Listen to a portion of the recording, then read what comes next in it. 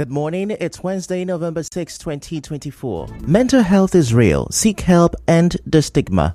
On the news this morning, lawyer criticizes recent donations by Governor Fubara.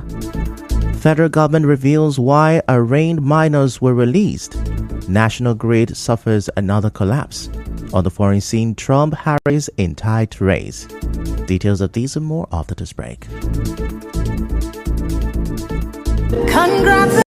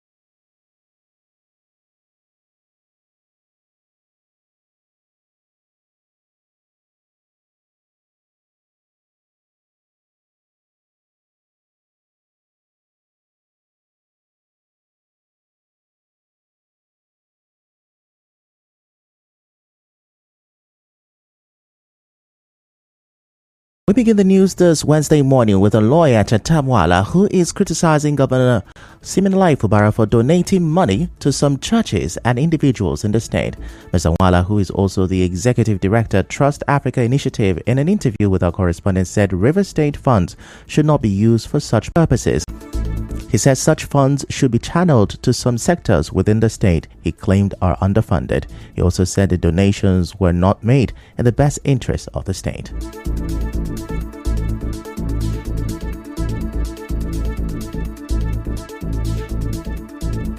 When Wike, as governor of the state, was dishing out these donations to Sokoto, to Benue State and all that, we condemned it. And we expected that SIM would act differently. The Rivers money should not be used to curry favor and buy favor from these church leaders. We have a lot of things to do with money. The funds that is even coming into the state are not even enough to cater for the needs of the average Rivers man and the average Rivers woman on the streets. Our educational sector is highly underfunded. Our health sector is highly underfunded. Go and see what is happening in our universities and even the primary and secondary schools. Yet we are donating about 200 million naira to churches. Recall that Governor Fubara, during the 51st birthday of the General Overseer of Omega Power Ministries, OPM, Chibuzo Gift Chinyere, and the 18th anniversary celebration of the church, donated 200 million naira to the church. In June, the governor also donated 100 million naira to another church in Port Harcourt. Meanwhile, it's been 7 days since Justice Joyce Abdul-Malik of the Federal High Court, Abuja, stopped the Central Bank of Nigeria, CBN, from further releasing monthly financial allocations to the River State government, raising concerns. The judge subsequently restrained the Central Bank of Nigeria, the Accountant General of the Federation, Zenith Bank, and Access Bank from further allowing Fubara to access money from the Consolidated Revenue and Federation account. According to the River State 2024 Q3 Budget Performance Report, the state's recurrent revenue achieved a cumulative performance of 116.2% across Q1 and Q3, driven largely by allocations from the Federal Account Allocations Committee, FAC, and internally generated revenue RGR improvement. FAC allocations represent a substantial portion of River State budget, accounting for 42.1% of the total quarterly income, with a year-to-date cumulative of 116%. A halt in these allocations is believed to be substantially disrupting this balance, making it challenging for the state to maintain operational and developmental obligations without significant adjustment. The ruling threatens River State's budget allocations to critical sectors such as education, health, and infrastructure. The education sector, which achieved a 66% performance rate in Q3, relies on regular funding to sustain personnel, infrastructure, and operational cost for ongoing and new projects. Similarly, the health sector, which recorded a cumulative expenditure performance of 51.2% in Q3, may face setbacks in delivering essential services, particularly in rural areas where healthcare infrastructure development is ongoing. A sudden suspension of funds also places significant strain on public service delivery and governance structures. The Rivers State Pension Board, with only 27.4% of its allocated funds utilized by Q3, might find it impossible to meet its obligations to pensioners without consistent cash inflows. Departments within the judiciary, such as the Rivers State Multi-Door Courthouse, would also struggle to meet performance targets amid funding cuts, potentially worsening administrative bottlenecks. But recall that hours after the court ruling, the governor assured that civil servants won't be owed. Moving on, some business operators and residents in Ikwerre local government area have dismissed the police claim that its personnel did not invade the council secretariat on Monday. Recall that operatives of the Rivers State Police Command reportedly invaded the council secretariat to disperse staff of the council after they resumed work. However, speaking with our correspondent on this, some of the residents insist that a large number of police personnel arrived and began firing sporadically to disperse council staff and political appointees who had resumed work at the council yesterday.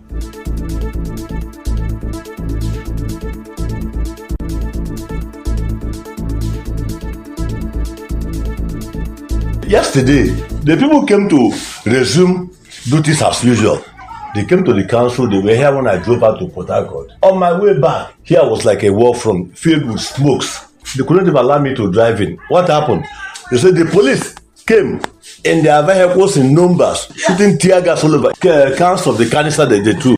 No hoodlum whatsoever came to this place. We run yesterday now. The workers came to work yesterday and they started work. Suddenly, police people just came and pursued everybody away for no just cause. So we still don't know what the problem is. We are all in the council. So immediately the chairman left, the police van, the party here, so they had shooting all around. We have to run from there and came out. That is what happened yesterday. It's not any coolants that came. It's police people that came with their vans.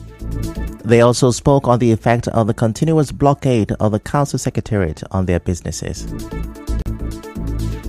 There is no reason whatsoever. Go back to my livestock. I lost so many of them. Look at the drinks in my warehouse. They are all expired. No business thriving whatsoever here. People are suffering because of one single soul. How can that be? Is it a banana republic? The government should ensure that activities should resume normally. The elected people should go and resume work in the council. And everything is just collapsing. No business. We are just praying that council workers should come back so that business can set up again. People are suffering. All our things have expired. What I need is peace, because here it's affecting us to pay house rent. Our landlord is pushing us out. We cannot pay house rent. We cannot pay our shop rent. Since morning, I have not said and I have not eat. So it's really affecting. Our correspondent who visited the Ikwerre Local Government Council Secretariat and surrounding area on Tuesday reports that workers have not been able to resume at the Council Secretariat. 2 police patrol vans are stationed at the entrance of the Secretariat. Recall that the Public Relations Officer of the Rivers State Police Command, Grace Iringekoko, said the police officers were in the Secretariat to disperse some hoodlums who had invaded the office to ensure safety. Moving on, Rivers State Governor Siminalayi Fubara says he will continue to carry out people-oriented project. Governor Fubara said this when he inspected the Obakere-Ebelu Road dualization on Tuesday. He said 80% of the contract sum has been paid for the 9.7 kilometer road.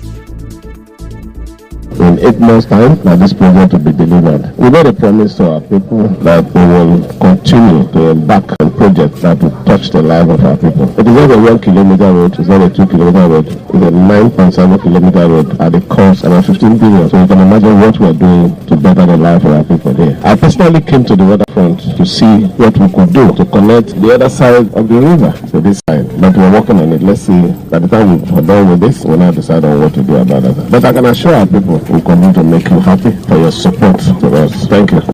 Governor Fubara also visited the Captain Ilichiamadi Polytechnic at Rumola, where he expressed delight at the progress made in some of the projects in the institution. We discussed with the council on the inauguration what are the basic needs of the school, and they mentioned a lot of them.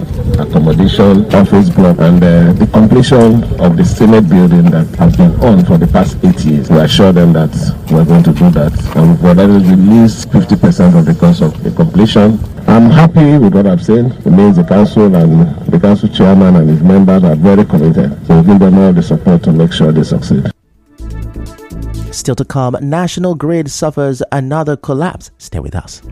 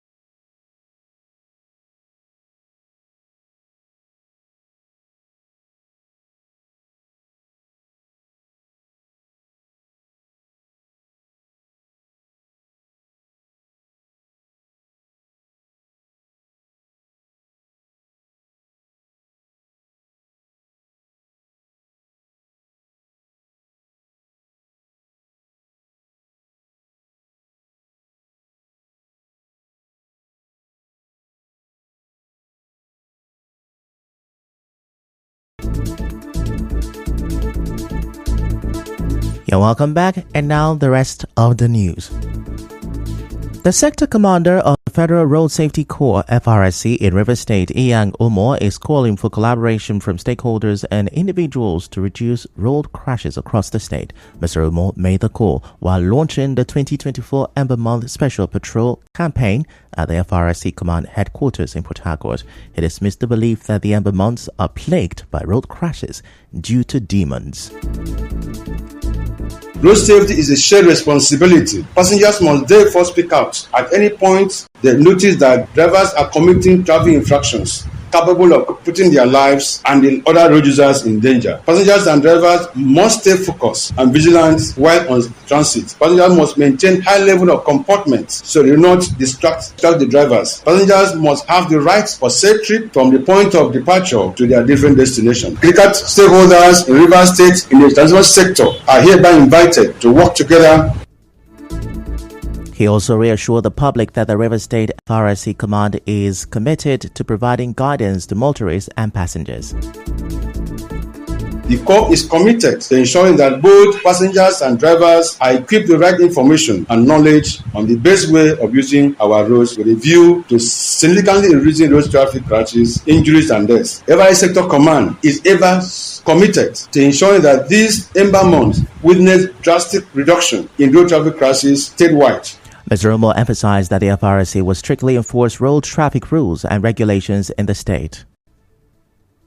This we would achieve through heightened and sustained robust public enlightenment education, strict enforcement of road traffic laws and regulations, enhanced collaboration with critical stakeholders, national institutions, transport unions, and the media. The task of ensuring safer road motor environment in Nigeria is a crucial and collective responsibility.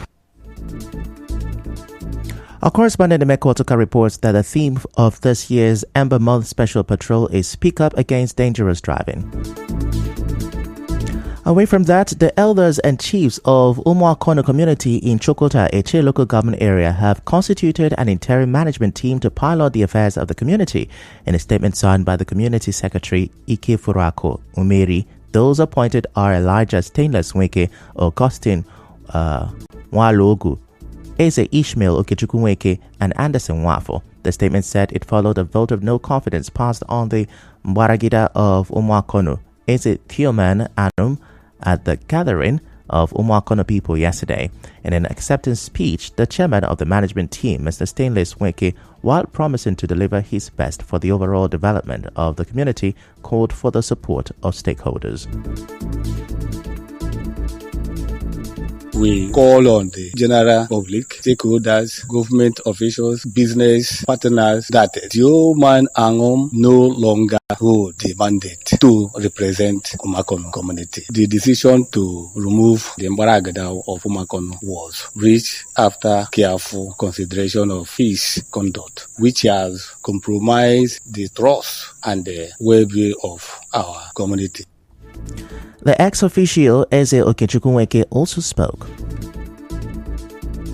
Leaders strive to maintain good leadership in order to continue to be in the good books of those who appointed or elected them into that position. Any day, by way of your actions, behaviors, or conduct, majority of your people lose confidence in you. Pack your load and go. In other news, the Vice President Kashim Shettima says President Bola Tinubu ordered the release of the minors facing trial for treason on compassionate grounds. The Vice President disclosed this at the Presidential Villa on Tuesday while receiving the minors shortly after their charges were dropped by the Attorney General of the Federation and Minister of Justice, Lateef Fagbemi. I would like to admonish you, young men, not to allow yourself to be used in perpetrating violence and destroying public and private property. Over 300 billion naira was lost in the protest, consisting mainly private property through looting and loss of business. I will urge you, I will advise you, you are our children. The Minister of Humanitarian Affairs and Poverty Reduction, Professor Netawe Yelwatda, said all pardoned suspects had been medically examined and certified fit to be released to their parents and guardians. So due process of ensuring that they are medically fit. So we take them for safekeeping in the facility and make sure they're medically checked. And where we need to make additional treatment, we take care of them so that psychological they're also tested, and we ensure that they're safely and well treated and taken care of and giving human face to what happened. On Tuesday, the Federal High Court sitting in Abuja struck out two separate treason charges preferred against 119 persons who were arrested and detained for participating in the End Bad Governance protest that was held across the country in August. In other news, the National Grid has suffered another collapse. The Nigerian National Grid revealed this on its X handle today. The latest incident is the third time the National Grid will collapse in 1 week, and the ninth time in 2024. The Transmission Company of Nigeria, TCN, is yet to confirm the latest incident. We go on another short commercial break.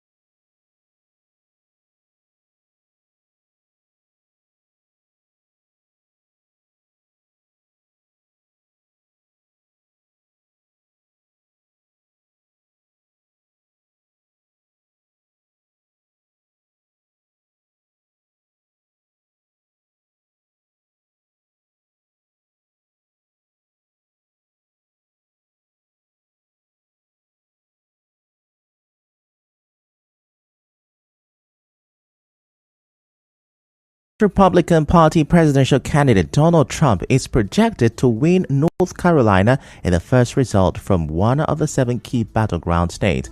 Democrats had hoped to flip the traditionally Republican state. The other 6 swing states are yet to be called.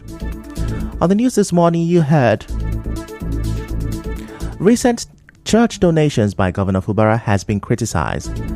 The national grid has suffered another collapse. On the foreign scene, Trump and Harris are locked in a tight race as they compete for the top U.S. job. The news was edited by Chioma Ezenwafo. To reach the news team, send an SMS or WhatsApp to 0808-721-7215. I'm Ifechukwu Moyoli. Many thanks for listening.